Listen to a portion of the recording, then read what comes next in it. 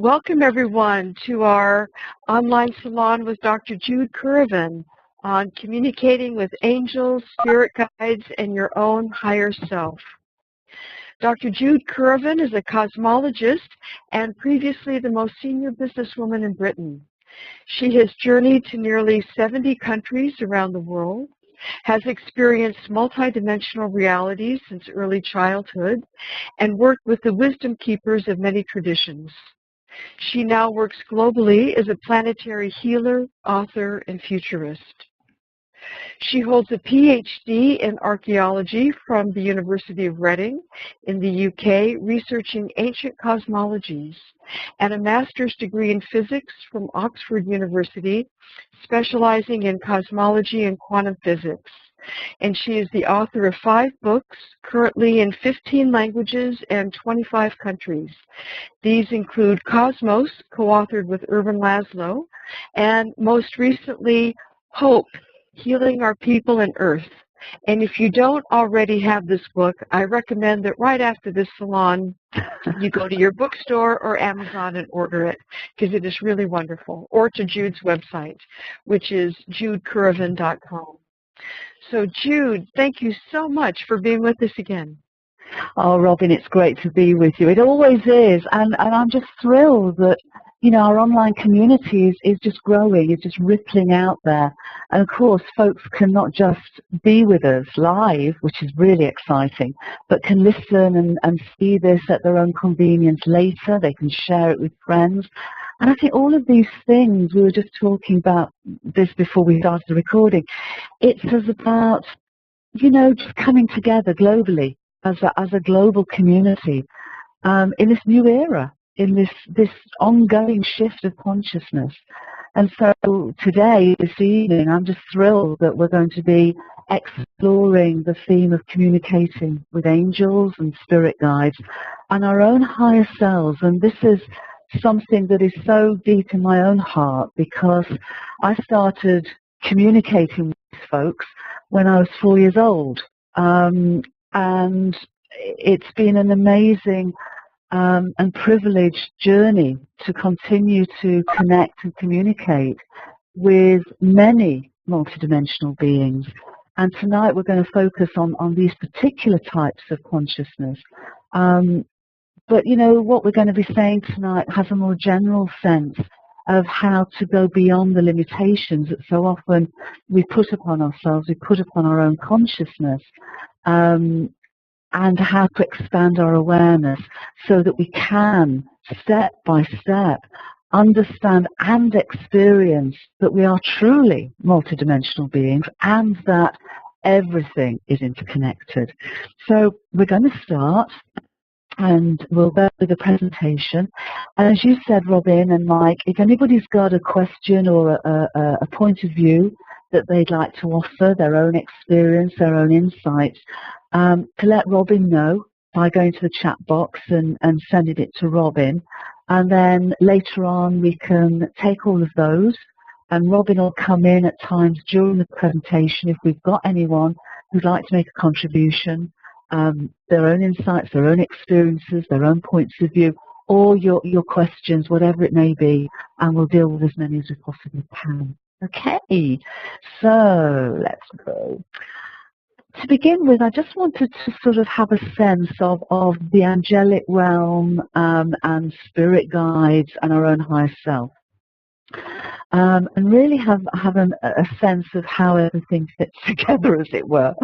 And this sort of statement on this slide really summarizes that. All that we call, and I truly mean all, everything that we call real, reality, is the ultimate oneness of all that is, exploring and evolving consciousness on many different levels of awareness and individuated experience. So this is personal, this is group, this is collective, this is archetypal, many different levels of self-awareness or levels of consciousness, exploring and evolving. And the higher self of our soul has chosen to experience a human life. We're able in this life to communicate with different realms of awareness, both incarnate, and by that I mean other people through telepathic communications, remote viewing, animals in terms of communication with those beautiful beings, or indeed discarnate, elemental beings, devic beings, angelic beings, ascended masters, spirit guides, if we choose to. And the if we choose to is really crucial, because we can choose not to and decide that, you know, we're having a human experience, we're very much in the physical realm, this is me, this is you, this is them, and experience our lives in that way. What I would say from my own life of almost 60 years of walking between worlds is when we choose to, when we open ourselves to those opportunities and to those experiences, it is extraordinarily wonderful. And we can do that on, you know, the level of the mind, the level of the heart, the level of purpose, but fully to integrate that. It really, and allow that to flow through our lives, is an incredible gift of spirit that I'd like us to explore and share tonight. What is angelic consciousness? And I'm sure that quite a lot of you guys are already communicating with angels in one way or another, and it's very much your way that I would emphasize and say is really important.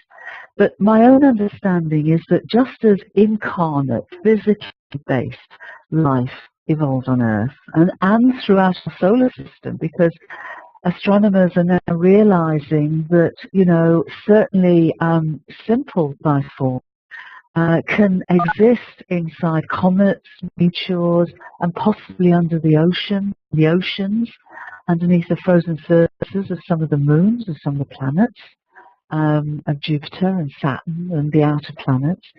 So we've got life, and also perhaps on Mars in some earlier epochs. So there's been an evolution of incarnate life throughout our solar system, of course through the universe.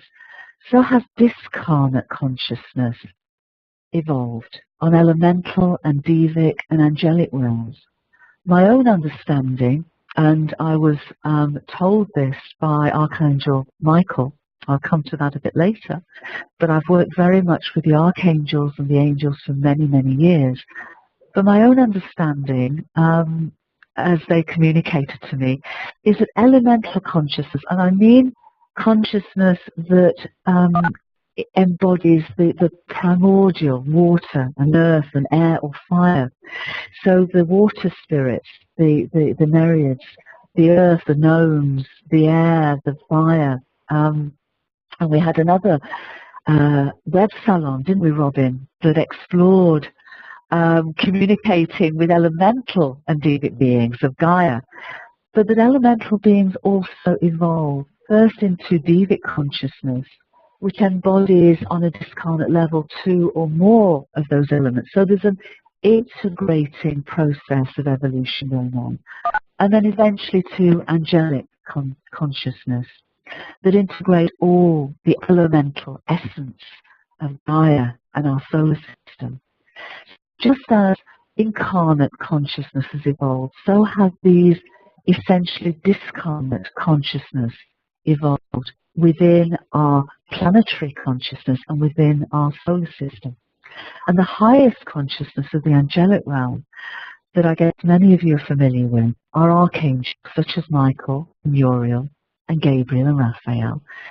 And some traditions and my own understanding is that we can work with 7 primary archangels, and these include Chamuel and Zadkiel and Zophiel, as well as the 4 angels I've mentioned here. But I also wanted to include Lucifer, and there's a very powerful reason I wanted to include him with the angelic consciousness. Lucifer, as some of you may be aware, was a light bringer. Lucifer, in many traditions, was deemed to be at the right hand of the divine, the highest level of archangelic consciousness. And then the tradition goes that Lucifer fell, or Lucifer dived into the shadow. And what I feel and what I understand that's telling us is that when within our own journey of consciousness, as human beings within Gaia, chose to explore the greater levels of duality and polarity of light and shadow, then Lucifer essentially is our guide through the shadow. And some years ago, I was with a group in Ethiopia, and the Ethiopian people revere angels, but they very much revere higher angels. What they don't do is work with the fallen angels. And I was in a church called the Haile Selassie Church near a place called Gondar. And there was an incredible mural on the wall. And what it showed was 99... Well, I don't know how it happened, but I did worse than you. I lost the whole thing. Hi, And I tried a lot of things, but hi guys, we've got some unmuted. We've got some unmuted. Sorry, Hi. just 1 second, Jude. Okay. Jeff, Jeff, would you put the microphone? Thank you, that's it. Carry on. Okay. Okay, folks, thanks for that, Jeff. But the point is that in the mural, the angels, the higher angels, as it were, of Michael and the others, were looking down on Lucifer. I have no idea. And Lucifer... Since you want to be on this, I suggest you do. Okay, guys. That's it, okay. Yep. Okay. So, guys, so effectively, Lucifer was the fallen angel, but he was being judged by the other angels. And as I looked at this mural, I saw Lucifer, and I felt such compassion towards him. And I looked up to the wall above me in the church, and there was a mural of Mary, the Virgin Mary, looking down on me. And I could feel her love flow through me. And that love of non-judgment, of unconditional love, filled me as I looked on this image of Lucifer. And I just had a sense of that Luciferic shadow within myself and how I put it away or judged it or tried to push it or deny it. And in that moment, I chose to own it, to embrace it, to love it unconditionally. And I felt something deeply shift within me as I integrated the shadow and the light within myself. And the whole group did that. And we all felt a powerful shift within us, a sense of stepping back into wholeness.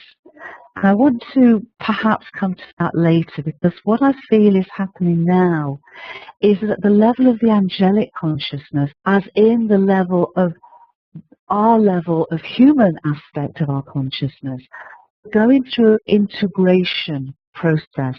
We're integrating all aspects of ourselves into the wholeness of who we really are, and calling on the help of the angels, and calling on the wisdom of our spirit guides, and calling on the wisdom of our own higher selves is helping us to expand our awareness and helping us through this process of integration, where we can move beyond the judgments and beyond the polarities and dualities and beyond the separations and the illusory fragmentation of who we think we are, and literally step by step coming into a homecoming of our remembering the wholeness of who we are. So connecting and communicating with the angels, the spirit guides, our higher selves is very important, crucial to this. But as I say, I believe the angelic realms are also going through their own process of reconciliation, resolution at the moment, with the so-called fallen angels, Lucifer, Shemazi, Azazel, now coming together with Michael and Uriel and Gabriel, Raphael and the other archangels and angels in their own resolution. I'll talk about this a little later. And spirit guides. Well, spirit guides can take many forms, as I'm sure many of you are aware. My first spirit guide, when I was 4 years old, who arrived as a discarnate light in my bedroom when I was just falling asleep, just getting down to sleep, was Thoth, the great wisdom bringer of ancient Egypt. And yet, spirit guides, and I've connected with many, communicated with many since I was 4 years old, can take many forms. Ascended masters, such as Jesus, Master Jesus, Mother Mary, Mary Magdalene, Katuni, Maitreya Buddha, so many ascended masters, gods and goddesses of many traditions.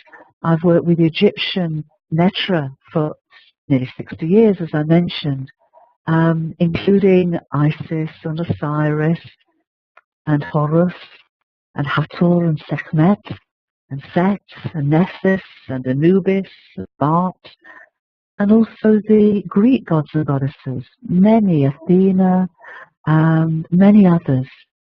So they're typical spirit guides, but also the wisdom keepers of many traditions, and wise and loving humans, perhaps our own grandparents or ancestors, friends that have passed over, or maybe sages of traditions such as the Native American or Tibetan, or many traditions. The point is, whenever a spirit guide comes to us, it's important to acknowledge and honor and value and appreciate their presence, and it's always purposeful. If someone shows up that you think, heavens, I thought it would be X and it's Y, trust that it's who it is, because it's perfect for you. And different spirit guides at different times in your life too. Okay. And also animal spirits. Many of you, I'm sure, work with animals. It may be your own pet who's passed over. But for me, for many years, I've worked with my wolf totem and my spider totem. And what they have done is guide me. They show up. Whenever I need their guidance, they're there. My beloved cat Clovis, who passed many years ago, also appears to me. So spirit guides can take many forms. But however they do and whatever they do, trust in their wisdom, trust in their guidance. And with that, I just want to stress something that I feel that the fundamental is key to this. You know, we talk about seeing is believing, but actually believing is seeing. If we don't believe, if we're not open to spirit guides, if we're not open to angelic communication, if we're not open to ultimately connecting and communicating with our own higher self, we're not able to do that. We will not be, our awareness will not be expanded and expansive enough to see the signs, to see the synchronicities, to be open to those, because often they're very subtle, often they're momentary, often they're just at the corner of our eyes, and it takes time and it takes effort and it takes, above all, openness, open mind and open heart, and a willingness to believe in the possibility of these extraordinary communications and connections to enable them to come into our lives. And just starting, even to say to yourself, you know, I believe in the possibility of angels. I believe in the possibility of spirit guides. I ask for the help of angels. I really would appreciate my spirit guide, a spirit guide, coming to me in this time of need, and being open to however they show up. That literally opens the door to those experiences, and then you've just got to keep on keeping on. The communicating principles that I've experienced walking between worlds and communicating with multidimensional beings over so long is these points. And for me, they've kept me journeying on. All communications that I've experienced in these ways have been loving. They've not been fearful. Over time and over many years of experiencing, exploring, and being guided and showing up, I eventually moved to working with spirit rescue and soul rescue and experiences where I was communicating with beings who were very fearful. beings who were very much still with ego attachment. I couldn't have done that work if I was fearful myself. And I couldn't have done that work if I hadn't been guided by such loving communications over so long by the angels and my spirit guides. And so for me, the lodestar, the North Star of all their communication is that it is loving. It's not fearful. It doesn't instill fear in me. It instills love. It's not ego-based. They're not speaking to our small ego. They're speaking to the divine beings that we are. They're speaking to us as eternal beings of spirit, having a human experience with all its challenges, with all its perceived limitations. They're here to help us move beyond those limitations. They're here to help us move beyond the fears that feeling separate, which we often do as human beings when we come into incarnation. The purpose of our ego is to say, you are separate, you are different, you are you. Other folks are other folks. They are different from you. That's our ego mind, and its job, it feels, is to protect us in that individuality, in that personification. But when we identify with that persona, when we identify with our ego, we limit ourselves. We come into that sense of separation. And the job, if you like, of our spiritual journey on earth can be to go beyond that perceived limitation, to open ourselves up, to expand our awareness, and ultimately to connect with all that we really are, to remember that and connect with it and enable that to flow through us, to embody all that we are in human form. And the angels and our guides are so supportive of that journey through all our challenges that takes us on step by step.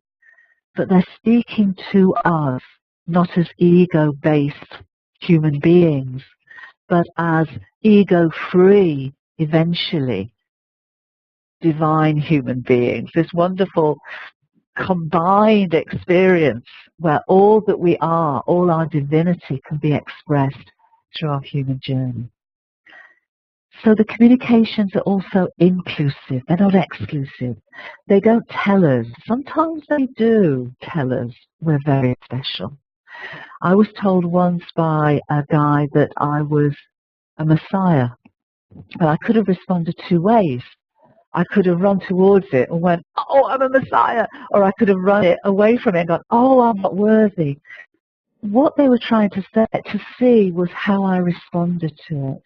And the subsequent communication was wonderful, because when eventually I realized not to either run towards it or away from it, they said, you know, all a messiah is a messenger, small m, small m. And part of what you're here to be is a messenger, as are so many others, here to share your experiences, not to impose your views in others, share your truth and see how others resonated. And that was the message. And when they realized that I wasn't going to Messiah Big M or run away from Messiah Big M, but just be a small m messenger, then I could take the next step after that. And by being inclusive, not exclusive, if you ever hear a message that says this is just for you, or this is for an exclusive group of you who know much more, who are superior in any way, then's the time to question where that message is coming from. Because in my experience, it would never be from an angel or a spirit guide. Their communications are empowering. They're not belittling. They want to empower us, not me power us. I describe me power as the power of the ego. You know, I want to be stronger, better, whatever, in my ego-based persona. That's me power.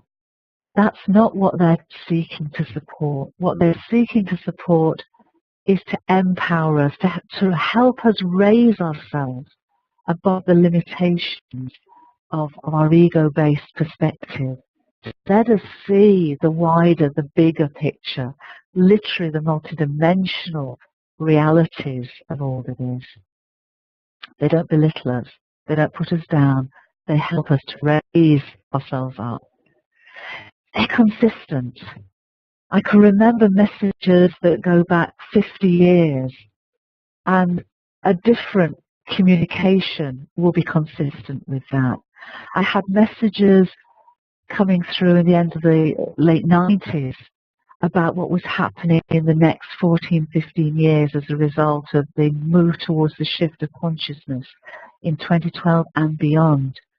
And I had messages all through that time and now that have always been consistent. So remember the messages and validate the consistency for yourself. We're open-minded and open-hearted, but somebody said being open-minded doesn't mean throwing your mind out. It means validating. It means verifying. There's absolutely no harm in that and every good in that. And does it feel right? Does it feel right here in the heart? Not just does it feel right here, does it think right? Does it feel right? Those for me are the communicating principles. And if we can experience those in every connection, communication we have with angels and with our spirit guides, that communication deepens and enriches every step of the way.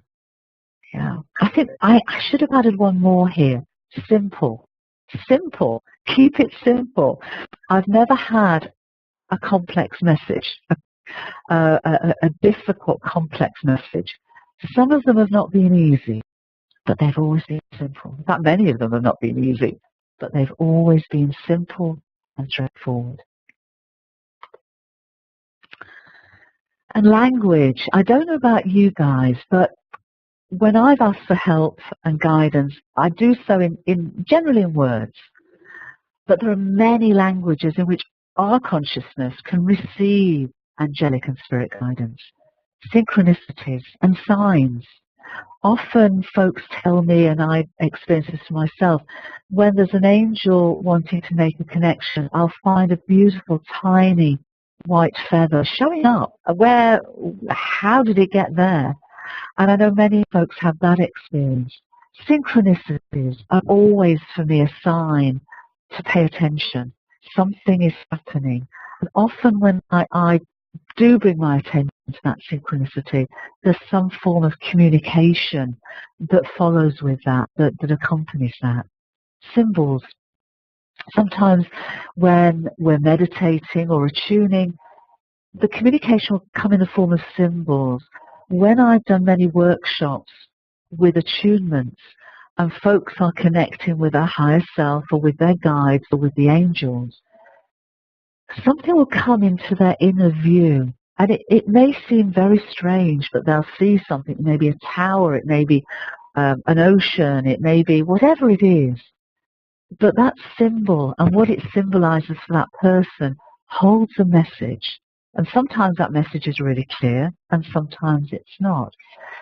But you might like to, if you aren't clear, there are so many tools now on the web or everywhere else that actually, help to interpret symbols, help to interpret dreams, which is another language that these beings use. But if you can just sit quietly and just be with whatever image or whatever sense is coming through, then very, very often you don't need to ask anyone else. You will attune and resonate with that image for yourself. Visions, of course, often when they're least expected and very powerful. Sometimes words. I've had words come through very clearly, and I've written about this in some of my books, but whole paragraphs sometimes of words that will just come through. And sometimes those messages take years to play out. So if you're someone who receives guidance in this way, just keep some sort of record for it, because often it will take a long time to fully as I say, work its way through. Many times it's just a feeling, but the more that you're open to communicating and connecting with angelic realms and spirit guides, the more you'll know when that feeling comes. It can be a tingling, it can just be a sense, but pay attention to it, just as I'm suggesting we do with synchronicities. When that special feeling comes, some being, something, some awareness, some communication is ready for you to receive. As I say, if you choose to, and if you're open to it. And finally, there's this gnowing. I call it gnowing because it's here. It's not knowing, it's gnowing. It's gnosis. It's that deep sense of the rightness and the awareness. And it goes, when I talk about feeling, a feeling can just be, as I say, a tingle. But a gnosis is this conviction, this really deep sense that you've received something of profound importance.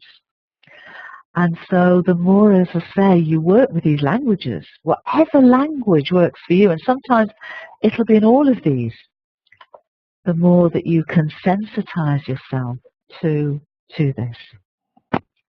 Robin, have we got any comments or anything anyone would like to share at the moment, or any queries? No, I think everyone's just been really deeply engaged with what you're saying. Okay, so let's go on the types of communication, because I do want to stress how it's different for different folks, and it's your way that's important, and it's developing your way of communicating that's key. And there are different types. Clairvoyance is seeing the inner vision. Some folks are very visual. I wasn't for many years. I would see lights. I would see some discarnate presences, but that wasn't my primary way of experiencing these. It now is a very important way for me, but it's only slowly developed over time. Others, clairaudience, hearing. As I say, I've heard profound messages that have literally started me on incredible journeys of self-discovery. And I have written about these in books such as The 13th Step and Hope, as Robin mentioned. But again, not everybody hears in that way. Others are clairsentience, that sense of feeling, as I mentioned, that knowing. Whatever way is your way, and it's different for each of us, because we all experience in our own way. Honor your way. Your higher self's chosen to experience in whichever way works best for you.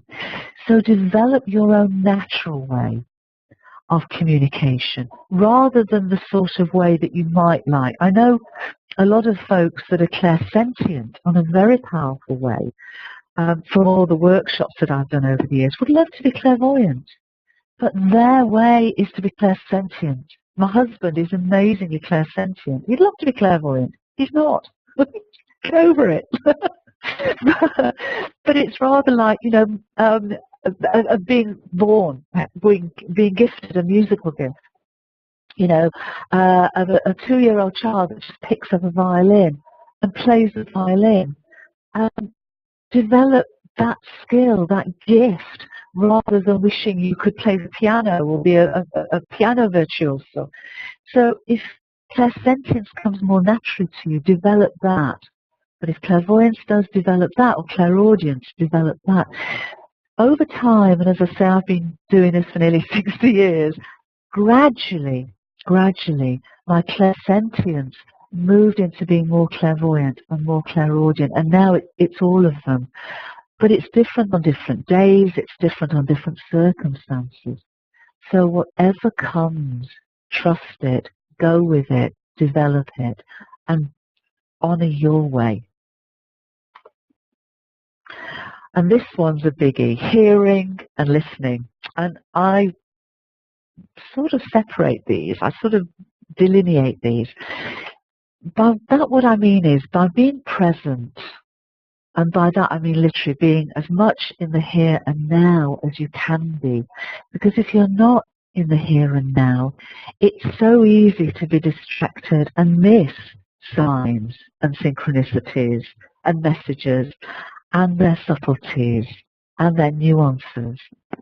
So being present, being as much in the here and now as you can be, and being open to guidance on an ongoing basis is so important. It's not just about when perhaps you meditate or you're attuned. The more you meditate and attune, as I'll talk a bit later about, the more sensitive you will be. But this isn't about sitting and meditating and attuning all day.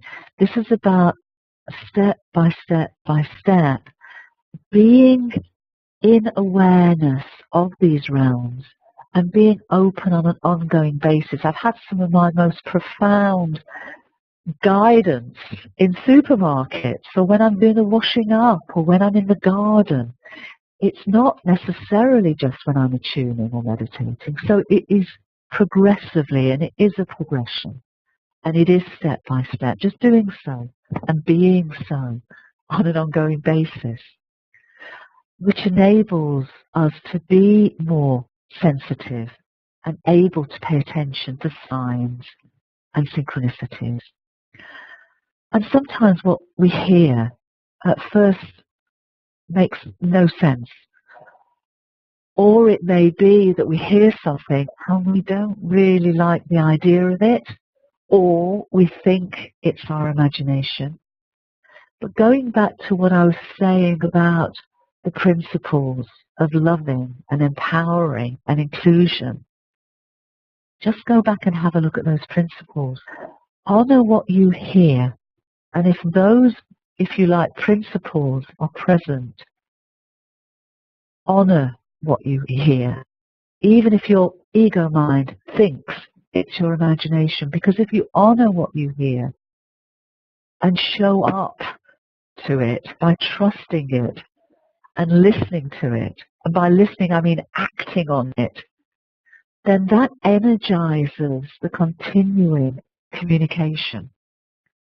If we hear the messages, if we hear the communication, and we go, oh, you know, it's just my imagination, or I don't want to go there, or whatever, or I don't understand this, and we don't listen to it, we don't act on it, that essentially begins to shut down the communication.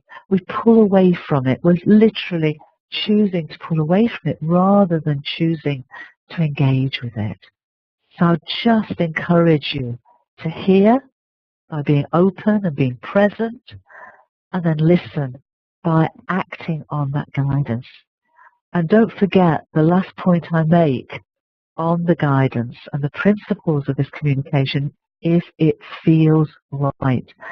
And I've had communications which I thought wrong, but I felt right about. One was when I was told about the activation of the planetary grid that would help to support the shift of consciousness in 2012 and beyond.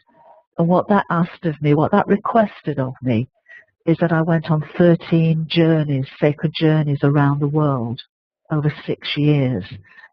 And I did. I showed up and I did. And it's the story that I write about in the 13th step. But if I'd heard and not listened, I don't know what would have happened. I'll never know what would have happened. But it's the most transformative and incredible experiences of my life, or some of, and extraordinary. And I'm so glad I not only heard but listened, and that guidance continued through them, continues now, continues, I hope, going forward. Oh, one thing I didn't put in the slide is humor. That's really important. The angels have a great sense of humor, and most of the spirit guides I've communicated with have a fantastic sense of humor as well. And they laugh at me a lot, so I just thought I'd better add that. Asking for help. My experience is that our spirit guides are free to help whenever they choose. Sometimes at 4 a.m. and they wake me up and say, you know, it's time to do. And when I actually do show up and do hear and listen, again, extraordinary things always happen. And they will help, and they will come in and help whenever they choose, as long as that helps in alignment with our highest purpose. They will not do so otherwise. What they offer, the help they offer, is always in alignment with our higher purpose. Even if we don't know, they know. But angelic beings can only help if we ask. And I wrote a little piece just before our web salon about asking for help, and how for many years I didn't ask for help. And when I finally did learn to ask for help, the angels basically just giggled. They just had a laugh. But that is important. For angelic involvement, we do need to ask for help. And once that help is given, either by angels or indeed by our spirit guides, being consciously grateful energizes the developing and ongoing connection and communication within it. It continues that cycle, that spiral of energy. You know, somebody helps us, we say thank you. And just something as simple as that from the heart is all it takes to continue that process of connection and communication. I want to just go on to talk about communicating with our higher selves, because first of all, I get asked so often, what is our higher self? And this is my sense of our higher self. This is my understanding of our higher self. Essentially, it's another name for our individuated soul level consciousness that is eternal, that is a divine being of light, that is a spark of the great fire of the oneness of all that is, that is a droplet of the great ocean of the oneness of all that is. And that has chosen an aspect of itself to experience a life as a human being. So the ego-based persona that we embody in human form, as I mentioned earlier, we came here to experience what being human's all about. And when we do that, our ego mind persuades us that I'm Jude and Robin's Robin and Mike's Mike and everybody's everybody and we're all separate. So that we can explore duality, polarity, relativity, relationship, so that we can explore the light and the shadow. And ultimately, though, to go beyond those, we have to transcend that ego perspective. We have to go beyond the personal to the transpersonal. We have to in some way expand our awareness to remember who we really are and the wholeness of who we really are. Remember our soul, remember our higher self. Not remember, but literally remember that connection. So when we do that, we can connect with and communicate with our own higher selves, but also we can attune with that higher level unity awareness of our soul, attune with that wisdom, that knowingness, and align with its higher purpose, our higher intention, or our higher self intention for us to be here and now.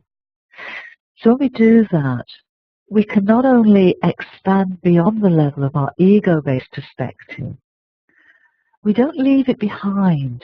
We don't become, in my sense, ego-less. We become ego-free. In other words, we expand our consciousness to communicate, connect with our higher self's wisdom, and then allow that to flow through us. So literally, the highest purpose of our being here flows through us. We embody that purpose, we embody that love, we embody that wisdom as we communicate with and allow the flow of the consciousness of our higher self to flow through us and be embodied within us. So we're more human than ever before, and we're more whole than ever before. So how do we do this? Other than showing up, other than being present, by being open, to by hearing and listening. You know, those are very, very simple things. And I never said they were easy. And I'll continue to say that because folks often want the complexity, they want the complications, they want the sort of the ritual and the rote and the ceremony and all the rest of it. But you know, as I say, over all this period of time in my own life, I found that those tools, those rituals, those ceremonies are wonderful. But we don't need them to communicate with angels. The angels don't need them to communicate with us. Our spirit guides don't need them to communicate with us. Maybe we, to begin with, may find them helpful. But my experience is that just being open, by believing, to enable to see, by being present, by paying attention to hearing and then acting what we hear, even if it's sometimes we think it might be silly. If it feels right, do it. If it feels loving, do it. Each step by step by step takes us along that journey of communication and connecting. But for sure, meditation and attunements are very helpful. But when we meditate, we empty ourselves. The Eastern traditions of meditation have always been that we open ourselves, we literally empty ourselves and immerse ourselves in the oneness. We literally therefore remember that we are indeed sparks of the infinite flame, droplets of the infinite ocean of oneness. And that is very important. That's an aspect of us expanding our awareness. But another aspect of this is attunements. And when we attune, instead of emptying ourselves and immersing ourselves in the oneness, we're recognizing the oneness, but we're attuning, consciously opening a channel of communication with other realms. We're literally rather like tuning a wireless, a radio, to a particular station, a particular frequency. When we attune, we can attune to angelic consciousness. We can attune with our spirit guides. They then have a clear portal to communicate with us. And it's not just angelic and spirit guides that we can do through this process. It's when we are finding that our guidance or our experiences are towards working in other ways, whether we might be working with elemental beings, whether we may be working with ancestral consciousness or landscape guardians or extraterrestrials. We can, by attunement, these attunement processes, we can literally attune our consciousness to have that portal, to have that frequency that facilitates that level of communication. And over many years, I've been guided, as some of you may know, to attuning what I call the universal heart of the 8th chakra. And the 8th chakra for me is midway between our hearts and our throats. And it's the first of a number of transpersonal chakras. And if you'd like to read more about that, my book's The 8th Chakra, and you can read a lot more on my website, as Robin mentioned. But such attunements in that consciousness of the universal heart, which is unconditionally loving, it's transpersonal, it's non-judgmental, it's unconditional, opens the portals to such communication. And what I've done is I've put 4 of these attunements on my website for free, and you can go to the podcasts and attunements in the media and articles section of our website, and you can listen to them online, or you can download them, and as I say, they're free. And I just invite you to be with those and see how you feel by working with those, and see how they help to open up these channels of communication with angels and the spirit guide and with your higher self. Because these attunements are essentially to connect with your higher self's guidance. But in doing so, in that essence, in that consciousness, you can choose to communicate with angelic beings. to ask for help, to ask your spirit guides to present themselves to you. And what many folks have found is that when you do these attunements, those portals of communication just open widely. I started to do these attunements with my guidance sometime in about 1995, 96, and I'd recently moved to a house near Avebury in England, and the house, or at least the grounds of my home, actually the St. Michael line ran through them, the energy line ran through them, and I began then to connect and communicate with Archangel Michael and the other angels at a very profound level. So for almost 4 years, I lived on the St. Michael energy line. So it was the most incredible experience to be guided and taught by the archangels of these realms. And of course, Thoth, my spirit guide, showed up when I was 4 and has again helped me to understand these communications over all this time.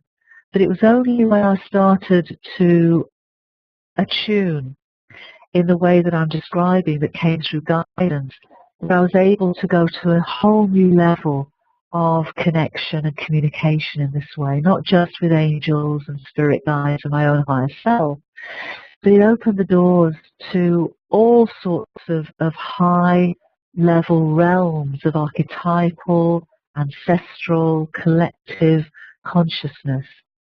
And ultimately, for me to remember the wholeness, not just of who I am, but of who we all are, and the oneness that truly is all that is. So I'm just going to take a breather there, Robin, and I'd love us to go back and explore some other aspects of this. But I'm wondering whether anyone has got any of their own experiences to add, or insights or questions. We do actually, from Christine Coveney. Hi, Christine. Hi. I'm going to, she's not sure if her microphone will work, but let's try. I'm going to unmute it and see if she can ask her question directly, or I guess I'm not able to unmute her mic. Can you hear me? Yes. Christine, yes, we can. You can hear me. Hi. Hi. Oh, I can see you again now. I lost the picture. For years I've been doing automatic writing. Right. It's one way of describing it. But I've often wondered, who am I communicating with, or who is communicating with me? Right. I've been told lots of things. I've never always believed it. I don't know. So, well, do you I have guess any suggestions? Yeah, I guess the first thing is, you know, when I talked about the principles of communication, and one being what feels right to you. So sometimes we could be told something by someone, whether it's someone, you know, another person, or whether it's an angel or a spirit guide or whoever, that just feels right. And other times we go, well, you know, that doesn't quite resonate with me, or that doesn't feel right. So I think the first thing to say is that if you've been told something that really feels right for you, then honor that it feels right and just see where that takes you. Yeah? Okay. Yes, that makes sense, because I suppose in the beginning we want to know that it is somebody close to us, and in the beginning it used to be my father. My father used to tell me, and then I had different people coming through, and they gave me messages for other people. But I still didn't believe in what was happening. So I didn't always listen. You know, my problem was listening. Oh, yes. So perhaps I should start listening a little bit better, or a little bit more. Yeah, I feel so, because clearly the automatic writing you're hearing you're hearing. And it's a different type of clairaudience, but you're hearing, literally, and you're expressing it. So I agree with you, Christine. I think it's just time to listen, to act on it, and to act on it as it feels right. Yeah? Well, I haven't done any writing lately, but there are moments I think, oh, perhaps I should do some writing again, because I don't always believe what it tells me. It makes me very rash promises. Well, you see there again, I think it's two things. I think two things. First of all, when you feel that it's time to write. Yeah, don't put it off. Okay. When you get that feeling, go write. And the other thing is just trust it and see where it takes you. Okay. Yes. Okay. Thanks. Yeah. You're very welcome. Okay. Bless you, sweetheart. Lovely to speak with you. And to see you too, Jude. Lovely. Well, both of you. Oh, bless you. Okay. Thank you, Jude. Thanks, Christine. I'll start listening. Okay. Okay, we have another question from Chris. So I'm going to unmute the mic for Chris. Okay, there you go. Hi, Chris.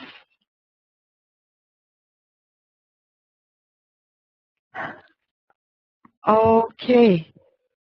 We can't hear you, Chris. So if you could maybe put your question in the chat box to everyone or to Robin, because I haven't found your question. While Chris was doing that, Robin, I had a question that I'd like to respond to. Talking about ISIS 23, we had someone sign in on a mobile phone on ISIS 23. Yes. Yes.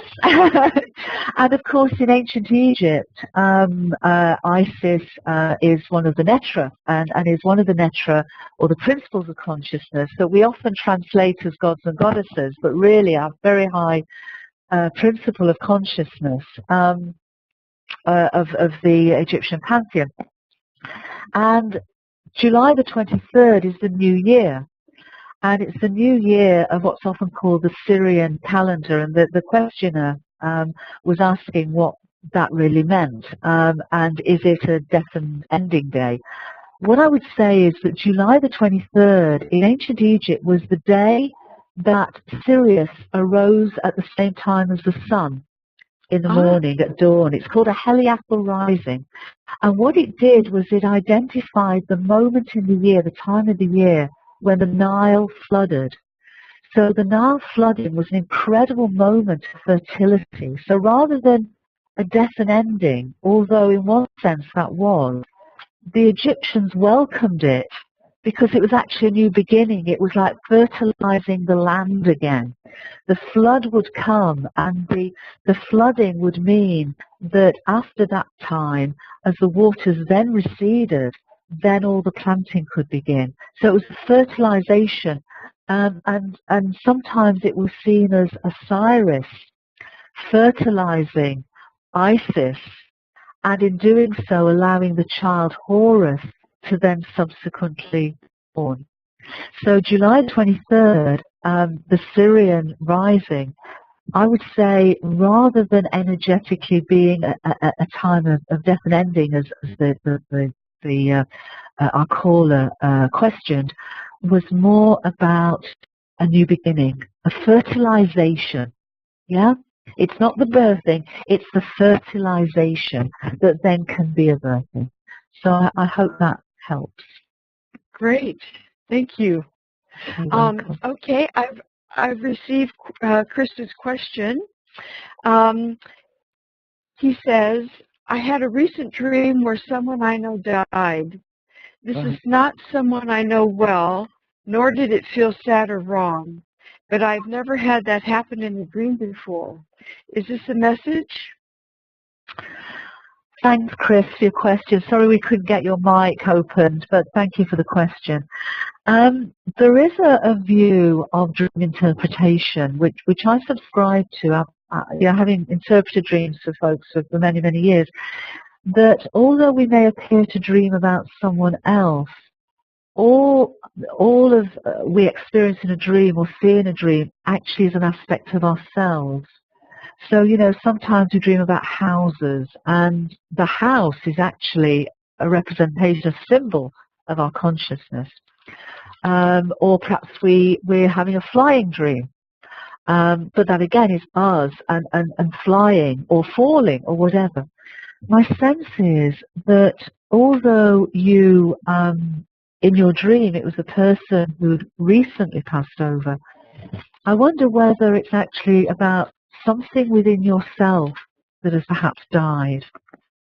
Something that no longer supports you, perhaps a pattern in your life, an issue in your life, a way of seeing something that really no longer supported your path forward, which is why I feel that you didn't feel sad about seeing that person who's died or feel it was wrong, because what you're seeing is an aspect of yourself that no longer supports you, that's outlived its usefulness. So it does feel right. It's passed over, it's gone, it's been released. It does feel right. And so there's no need to be sad about it. So you might like to meditate or attune or just have a sense of perhaps what that might be in your life. And as it's come in a dream, it's perhaps a message not only to help you understand that it has died, it has passed over, you no longer have to carry it or bear it or run around the pattern, but perhaps what it's also then showing you as the way forward.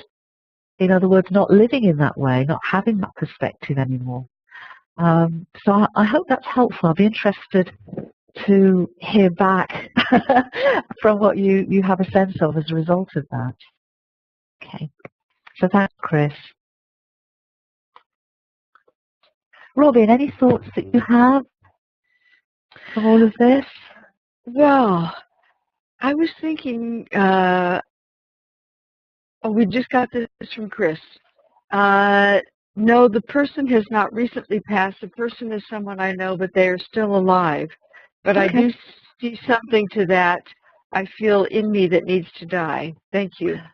Great. Well, you said in your note that, I do apologize. I misread it. I thought they had recently passed. I do apologize. Absolutely. What I said still applies. It's just that it needs to pass over rather than has passed over. So we're into doing it rather than it has and what you get from it. So I do hope that's helpful. You know, in listening to you and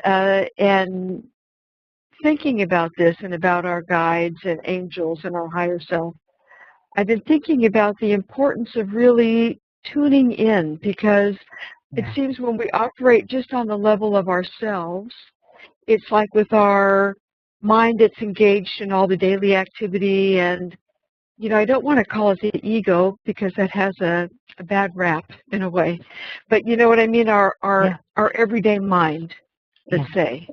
And that when we open up to guidance, to connection with these other realms, it's like we're opening up to this greater part of ourselves. And I think that's really important to opening up to this deeper wisdom.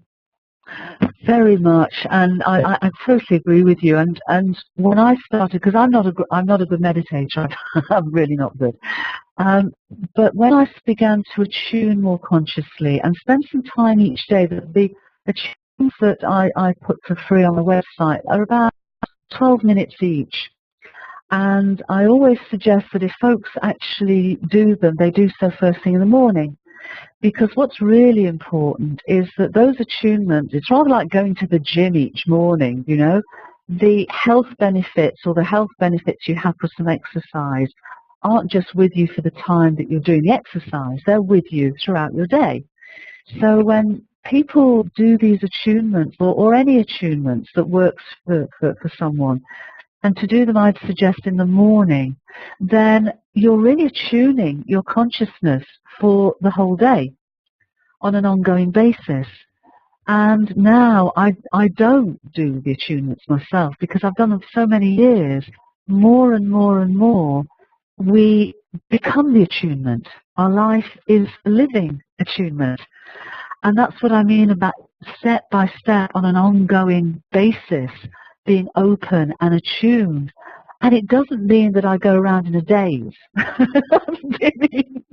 It means that that level of attunement is with me as pretty much ongoing. And that's what I mean on this slide when I talk about we can communicate then with whoever we choose to, and whenever. And whenever. It's like really having an expanded awareness. Yes, exactly.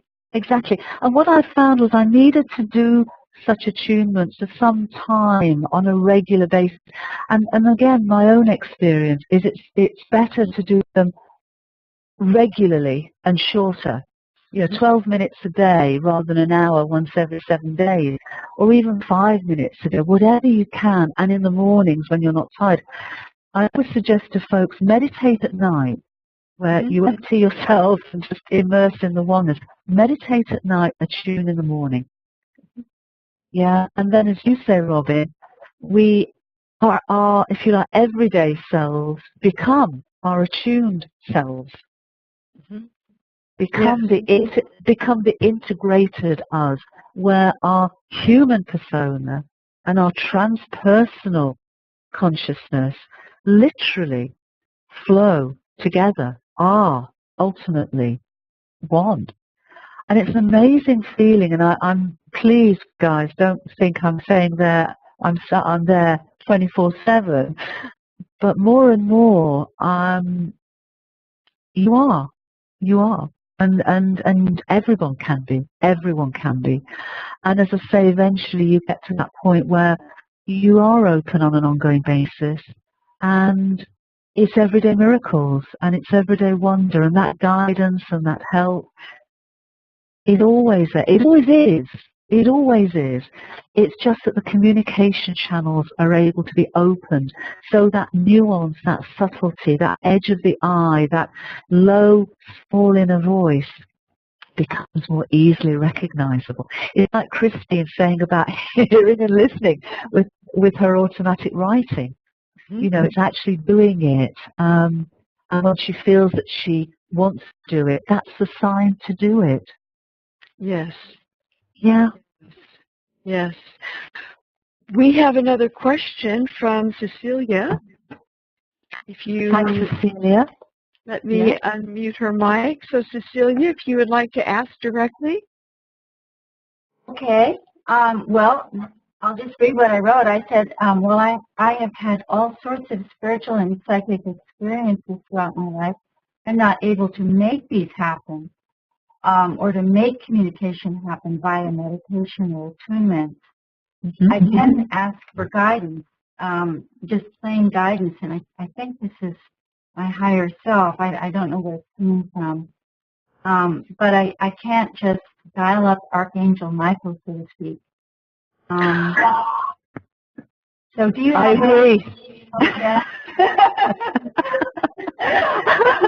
Cecilia, I'm with you on this. There are times when absolutely I can't dial him up either. But when I do ask for help, it does come. It's not so much me dialing him up, and it really is asking for help. But what I've found is that by doing the attunements on a regular basis for some years, progressively what I found is that I wasn't actually getting the dial-up connection, as you say, actually during the attunements. What it did do is it just helped me become attuned generally. So when my spirit guides chose to guide, then I was open to that guidance whenever it was, which is, I think, what you're saying. So it's not so much during the attunement itself, although it does happen.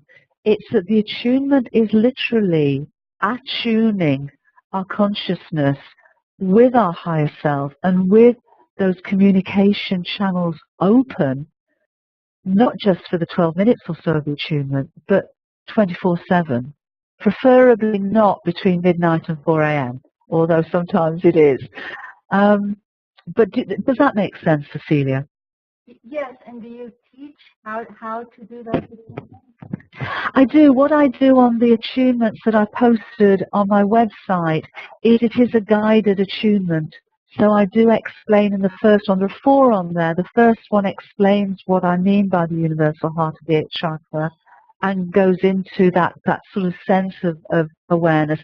The second, third and fourth are to do with healing of our traumas, our emotional traumas, to do with soul purpose, and to do with remembering who we really are. So they're each focused on a different aspect of the attunement. But yes, I do explain what it's about and do the guided way through that. So I'd be very interested if you or any of the folks with us on this web salon would like to do that. As I say, they're free. They can be downloaded or listened to on the computer. It would be great. Thank you, and I'm thrilled to hear that you're not a meditator. Thank you. I'm rubbish. So am I. Bless you, Cecilia. And Robin, I noticed that Chris has also added another point on his dream. Just odd that it was an actual known person. How is there a connection with that person? What I would say, Chris, is that just have a sense of what that person represents to you, or how that person is, what their traits are, because I feel that will give you an insight into that part of you that, as you mentioned, you recognize that you need to release and no longer play out. So the fact that it is an actual known person isn't odd, it's significant. And so just have a sense of how they feel to you, what their traits are, how you perceive them. Because that'll give you an extra insight into that within yourself, that the dream is really showing you that it's time to release. Okay. Robin, are there anyone else? Oh, you're welcome, Chris. I think someone else has made a comment from Jimmy. Robin? No, Robin. Yes, I'm muted. Sorry. I'm going to unmute Jimmy's mic. Great. So that he can ask directly. There you go, Jimmy.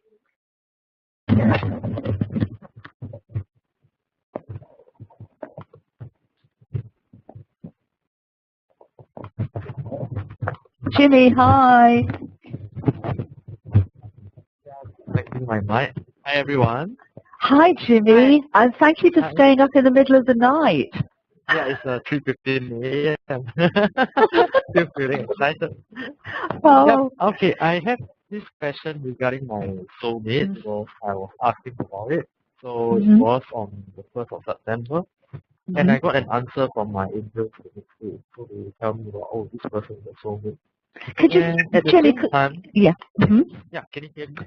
Yeah, just about. Could you speak up a little bit? We've also got your question in the chat room. But yes, if you could speak. Yeah. Okay, so we are asking, since we know we are soulmates, the key question is whether we have to be together in this life or we just be friends at the spiritual level. That's the question.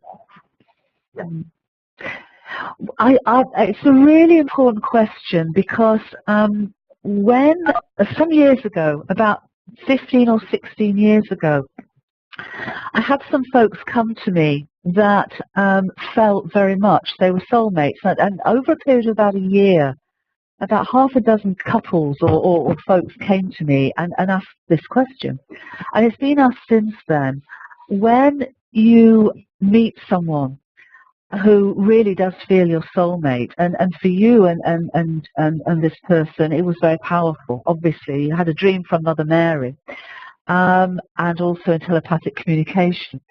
But what I think it's showing us, and the fact that it was Mother Mary came to you, I think is very significant, because what I feel she is showing you is that you can be a soulmate with someone on a spiritual level, on a level of unconditional love, that doesn't necessarily need for you to be a couple. I'm not saying you shouldn't be. If it feels right to you both, then you absolutely are open to choose that way of being together. But my sense is that because it was Mother Mary came to you, what she's saying is that you can actually, what I think is a pioneering way that is happening more and more now as we go through this shift of consciousness, is that folks coming together, knowing, recognizing they are soulmates with a very powerful spiritual bond, coming together as unconditionally loving soulmates, but as friends, not needing to actually become couples. If that makes sense. I'm not saying you shouldn't be in this particular instance. You and the person need to decide that for yourself. But I'm saying that you don't need to be, and I would take it step by step, but develop this connection, this telepathic connection, and this unconditionally loving connection that you have, and then just be open to where that takes you, is what I would suggest. Yeah? Thank you very much. Thanks, Jimmy. Thank you.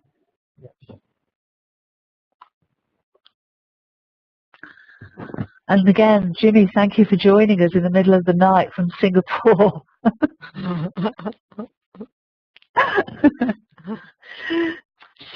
Cecilia asked another question. She asked about communicating with extraterrestrial beings. Yeah. And is it possible to make contact with such beings? And she's asking because one came to her in a dream.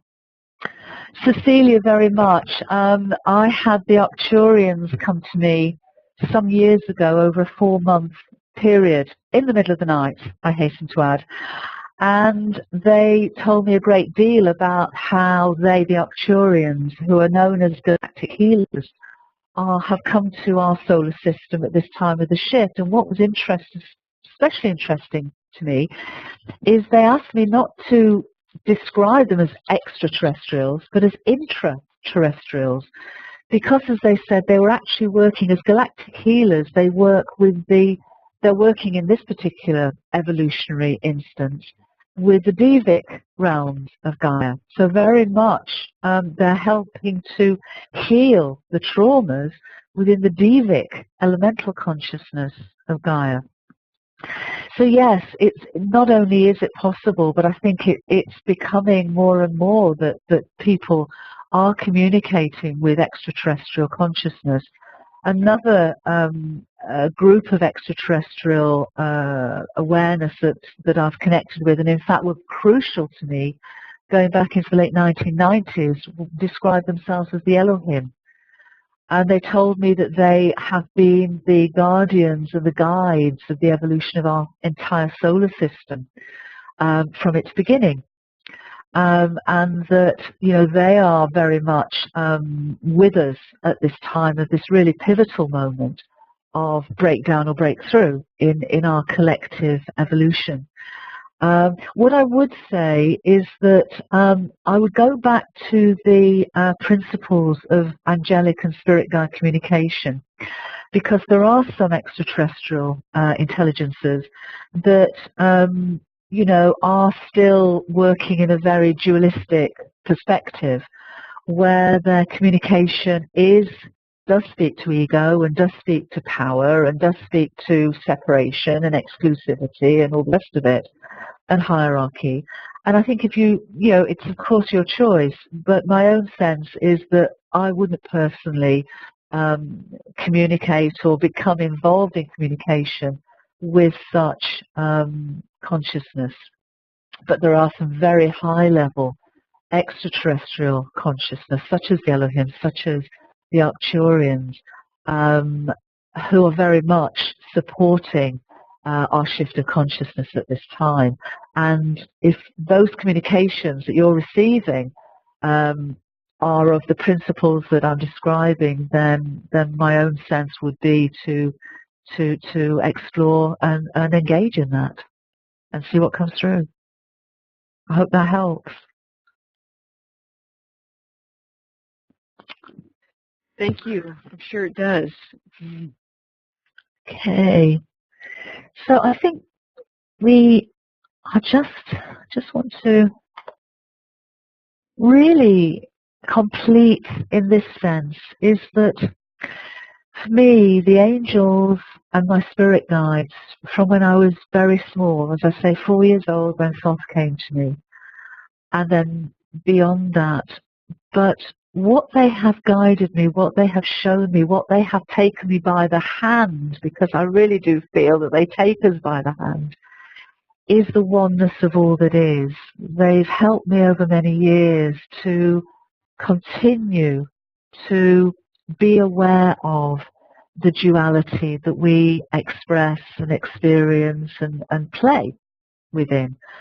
And without judgment and unconditionally, lovingly, to literally take me by the hand, to go beyond that perspective of duality, to experience and to help me experience the oneness of all that is. And I feel that any communication that you choose to have, that you're open to having, that you're willing to show up for with your guides and the angels will take you by the hand and help you on this incredible journey that we're all on, to literally remember the wholeness of who we really are, and for ultimately us to experience and embody that oneness in our human lives.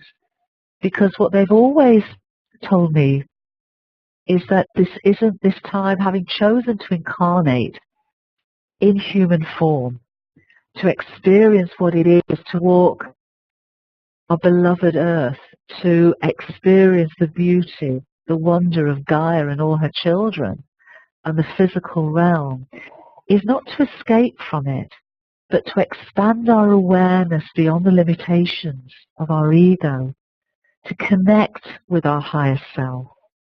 And as we do so, to allow our soul to communicate with us, to flow through us that highest guidance, that highest intention, highest purpose, unconditional love, that remembers, that knows unity, knows oneness, to flow through us, so that we can walk our human journey in that awareness, to see with new eyes, to hear with new ears, and to be in the universal heart every day, in the wonder of every day.